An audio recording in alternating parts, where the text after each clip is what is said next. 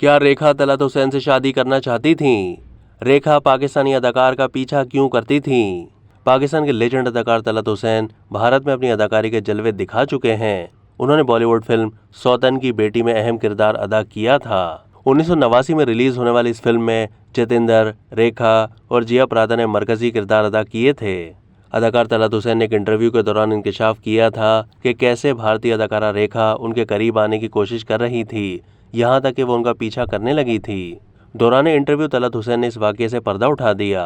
Senior अदाकार से पूछा गया कि फिल्म सौतन की बेटी की शूटिंग के दौरान अदाकारा रेखा ने एक मौके पर आपसे पूछा कि क्या आप सिंगल हैं, तो क्या वो वाकई आपसे शादी करना चाहती थीं? वो क्या मामला था? इस सवाल के जवाब में तलत हुसैन ने कहा कि मुझे नहीं मालूम कि वो मुझसे शादी करना चाहती थीं या नहीं।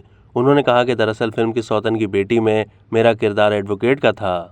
कास्ट में रेखा, जिया प्रादा और जितेंद्र वगैरह शामिल थे। सौतन की बेटी एक कामयाब फिल्म साबित हुई और मुझे खुशी है कि मेरा किरदार भी लोगों को पसंद आया। अदाकार ने बताया कि मुंबई में क़याम के दौरान रेखा मेरे पास खुद चलकर आई और मेरी एक्टिंग की भरपूर दाद दी।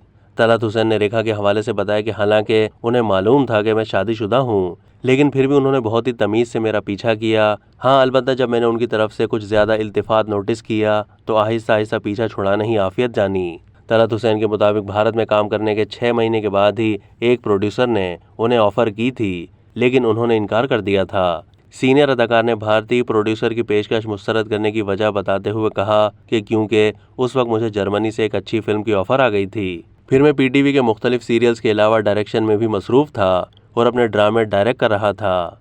अब तक के लिए इतना ही। मज़ीद मालूमात के लिए डेली जंग के यूट्यूब चैनल को सब्सक्राइब कीजिए।